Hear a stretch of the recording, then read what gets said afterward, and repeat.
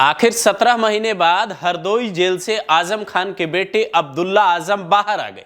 ये जो तस्वीर आप देख रहे हैं ये अब्दुल्ला आजम की है, हरदोई जेल के ठीक बाहर की। वहां जैसे ही ये बाहर जेल से निकले वहां इनके समर्थक भारी संख्या में पहुंचे, इन्हें कार में बिठाकर ले गए। उसके बाद वहां से ये रामपुर जाएंगे। कुछ वक्त पहले चंद्रशेखर ने इनसे जेल में मुलाकात की थी और तब बताया था कि ये किसी से मिलना नहीं चाहते।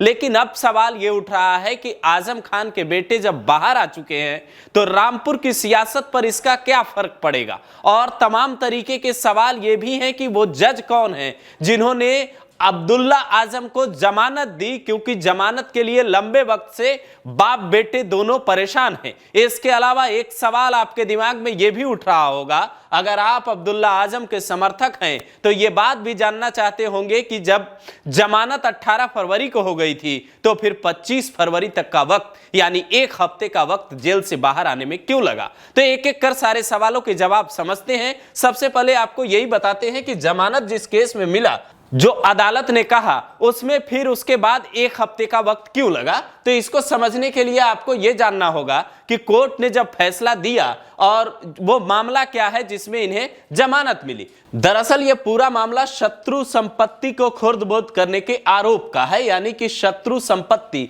जो लोग पाकिस्तान चले गए थे साल 1947 के बाद, उनकी कुछ संपत्ति यहां बच गई तो वो नियम के मुताबिक संपत्ति सरकार की होती है, लेकिन उसमें से कुछ संपत्तियों के रिकॉर्ड से हेरा फेरी की गई और इसको लेकर मोहम्मद अली जौहर यूनिवर्सिटी जो आजम खान ने बनवाई थी, जिस पे योगी का बुलडोजर कई बार गरज चुका है, उसी को लेकर एक मुकदमा दर्ज हुआ था। इमामुद्दीन कुरैशी जो साल 1947-48 में भारत छोड़कर पाकिस्तान चले गए थे और साल 2006 में शत्रु संपत्ति के तहत भारत सरकार ने इसका कस्टोडियन ले लिया, उसी की जांच जब हुई तो यह पता चला कि राजस्व विभाग की रिकॉर्ड में जालसाजी की गई। आफाक अहमद का नाम गलत तरीके से इसमें अंकित किया गया, रिकॉर्ड के कई पन्ने फाड़ दिए गए। आप इन आरोपों को समझ सकते हैं कि यह आरोप कितने गंभीर हैं, और वो भी उन लोगों पे जो प्रदेश की सरकार में मंत्री रहे हों और मंत्री के बेटे हों, ये विधायक भी रहे हैं रामपुर की स्वार सीट से।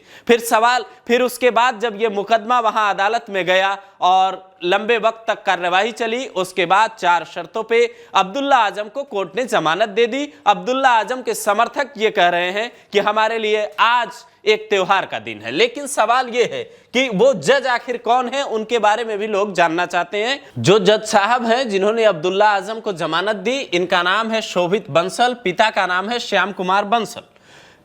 साल 1989 में इनका जन्म होता है। अमरोहा, यूपी के अमरोहा के रहने वाले हैं। उत्तर प्रदेश में कई अदालतों में ये अपनी सेवाएं दे चुके हैं। सबसे पहले सिविल जज बने बागपत जूनियर डिवीजन में साल 17 से 18 के बीच। उसके बाद जुडिशियल मजिस्ट्रेट बने बागपत में ही साल 2018 में। उसके बाद बागपत में ही फिर से इनका जो रिकॉर्ड मिलता है वो है सिविल जज जूनियर डिवीजन का। उसके बाद जुडिशियल मजिस्ट्रेट का साल 2019 तक ये बागपत में रहे। उसके बाद न्यायिक अधिकारी ग्राम न्यायालय साल 2021 में ये बड़ौत बागपत में बनते हैं। उसके बाद एडिशनल सिविल जज बिजनौर में बनते हैं। उसके बाद सिविल जज रामपुर के चीफ जुडिशियल मजिस्ट्रेट और सिविल जज भी बनते हैं। उसके बाद रामपुर में ही ये लंबे वक्त से हैं, लेकिन जब 15 अप्रैल 2024 को इन्हें एडिशनल सिविल जज एसीजेएम रामपुर बनाया गया और कहा जा रहा है कि इन्होंने ही, इनके ही अदालत में अब्दुल्ला आजम की याचिका गई थी जमानत की। उसके बाद अब्दुल्ला आजम को जमानत मिल गई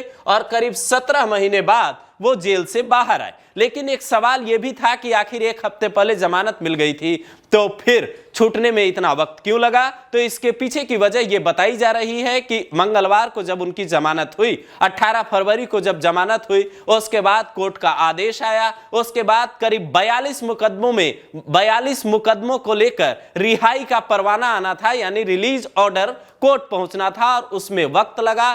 फिर जो गवाह थे और जो तमाम चीजें थी उसका वेरिफिकेशन होना था, इसीलिए इतना वक्त लगा। उसके बाद अब जब अब्दुल्ला आजम जेल से बाहर आ चुके चुके हैं, तो ऐसी चर्चा भी है कि अखिलेश यादव भी इनसे मुलाकात करने जा सकता है।